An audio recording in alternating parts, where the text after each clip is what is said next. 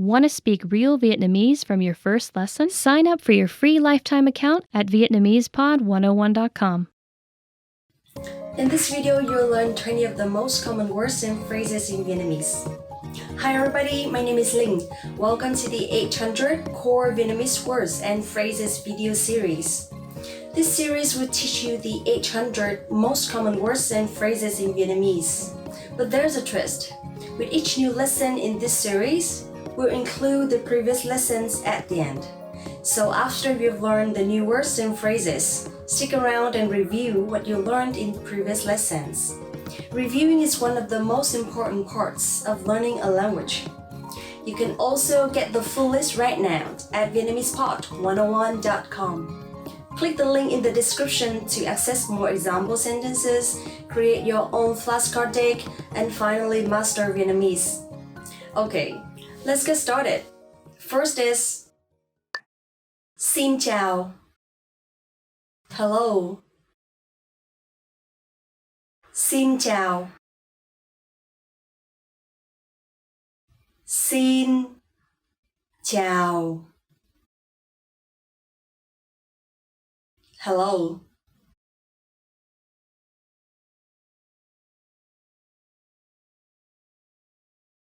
Xin chào, bạn có khỏe không? Hello, how are you? Xin chào, bạn có khỏe không? Xin lỗi. Excuse me. Xin lỗi. Xin lỗi. Excuse me.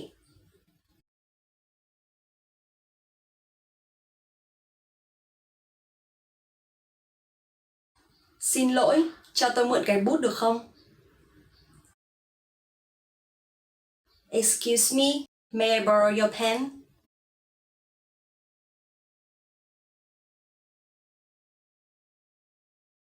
Xin lỗi, cho tôi mượn cái bút được không?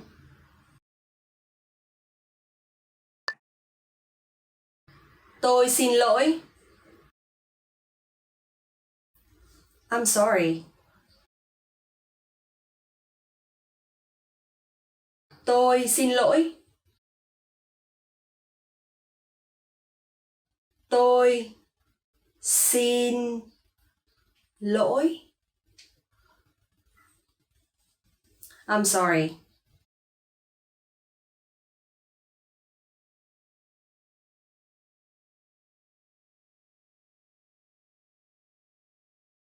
Chúng tôi xin lỗi vì sự bất tiện mà chúng tôi đã gây ra.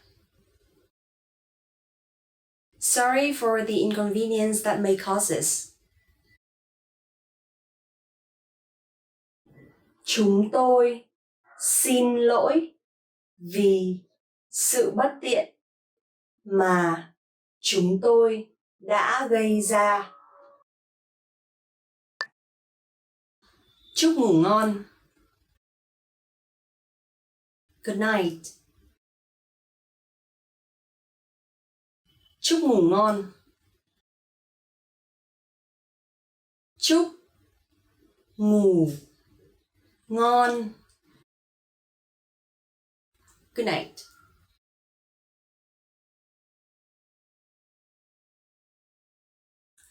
Tôi đi đây, chúc ngủ ngon. I'll go now. Good night. Tôi đi đây, chúc ngủ ngon.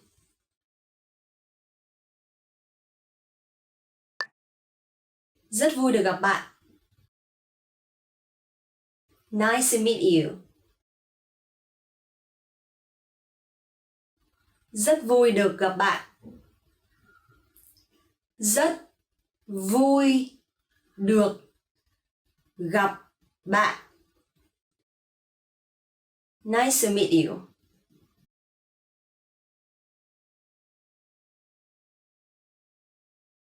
Rất vui được gặp anh. Nice to meet you, sir. Rất vui được gặp anh.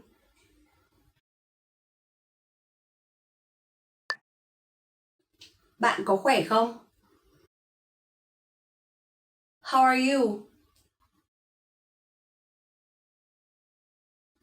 Bạn có khỏe không? Bạn có khỏe không? How are you?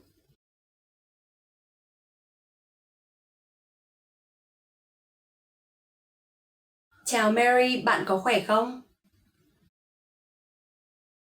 Hello, how are you, Mary? Chào Mary, bạn có khỏe không?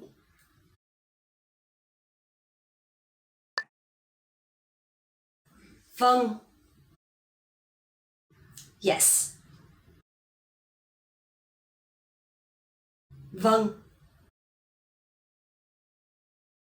Vâng. Yes.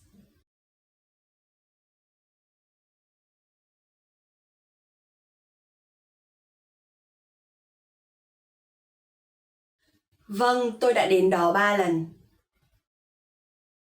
Yes, I've been there 3 times. Vâng, tôi đã đến đó 3 lần. Không. No.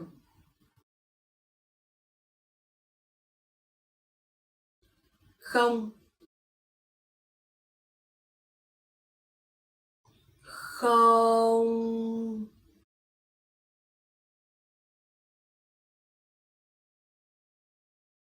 No.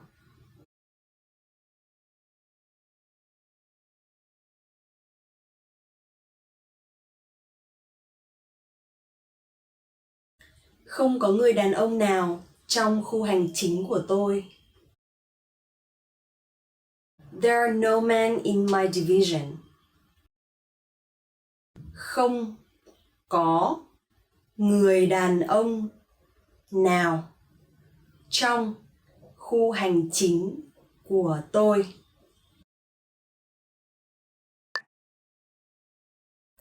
Cảm ơn.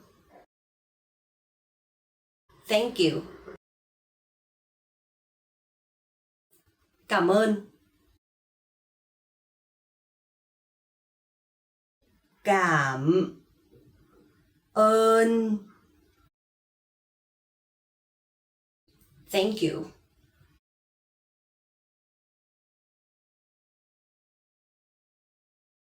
Cảm ơn chị đã giúp. Thank you for your help. Cảm ơn chị đã giúp. Tôi là I'm. Tôi là tôi là I'm.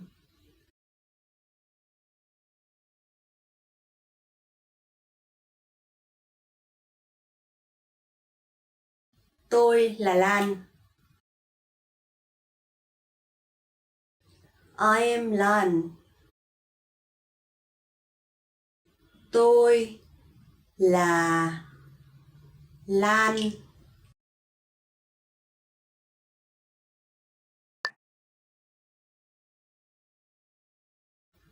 Tạm biệt. Goodbye. Tạm biệt. Tạm biệt. Goodbye.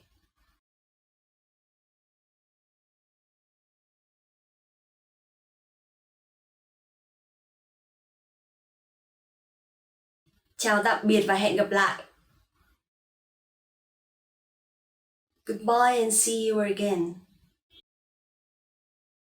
Chào tạm biệt và hẹn gặp lại.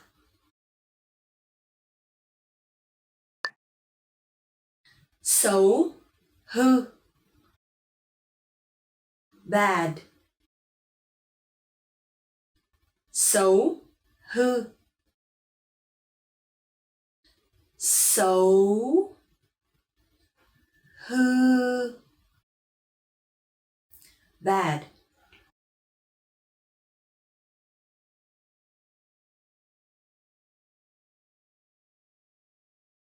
Nó là một thằng bé hư. He's a bad boy. Nó là một thằng bé hư.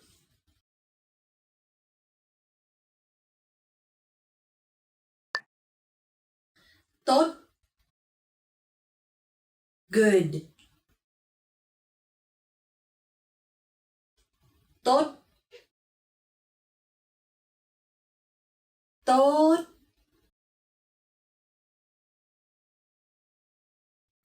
Good.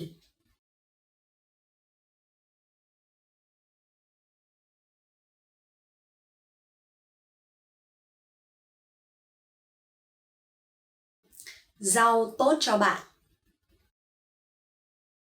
Vegetables are good for you. Rau tốt cho bạn. Xinh xắn, đẹp. Pretty. Xinh xắn, đẹp. Xinh xắn, đẹp.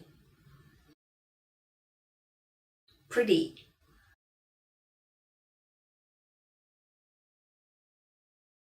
Chiếc váy này của bạn rất đẹp. Your dress is very pretty. Chiếc váy này của bạn rất đẹp. Xấu, ugly. Xấu, xấu, ugly.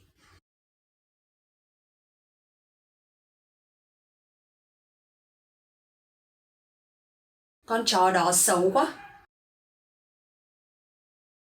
That is a very ugly dog.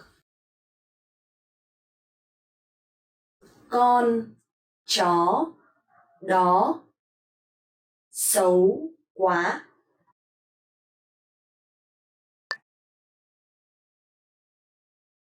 Dễ. Easy. Dễ. Dễ. Easy.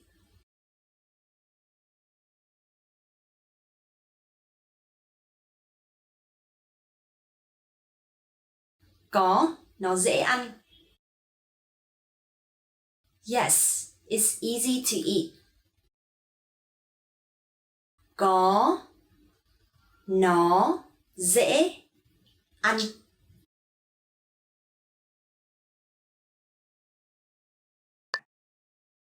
Khó.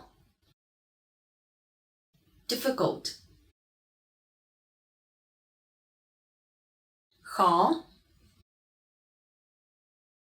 Khó. Difficult.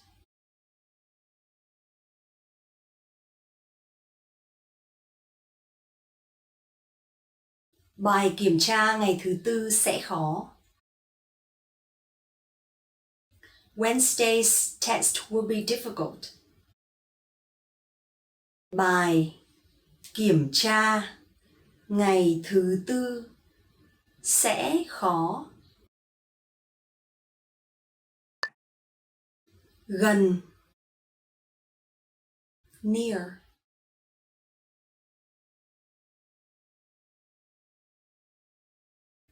Gần, gần, near.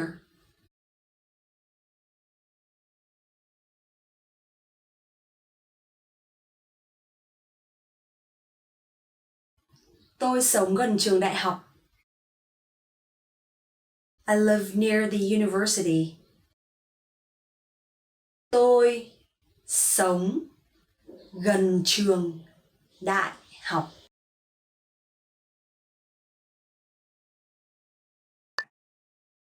Xa, far. Xa, xa,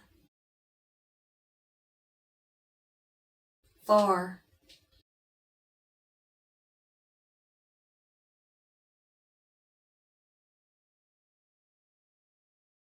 Ga ở cách xa chỗ này.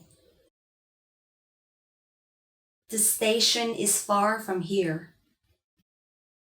Ga ở cách xa chỗ này. Nhỏ, small. Nhỏ, nhỏ, small. Căn phòng này quá nhỏ. This room is too small. Căn phòng này quá nhỏ. Well done! In this lesson, you expanded your vocabulary and learned 20 new useful words. Click the link in the description and sign up for free at VietnamesePod101.com to get access to the full list of vocabulary you need for daily life conversations. You'll also get example sentences, custom flashcard decks, and more learning resources. See you next time! Tạm biệt! Want to speed up your language learning? Take your very first lesson with us. You'll start speaking in minutes and master real conversations. Sign up for your free lifetime account. Just click the link in the description.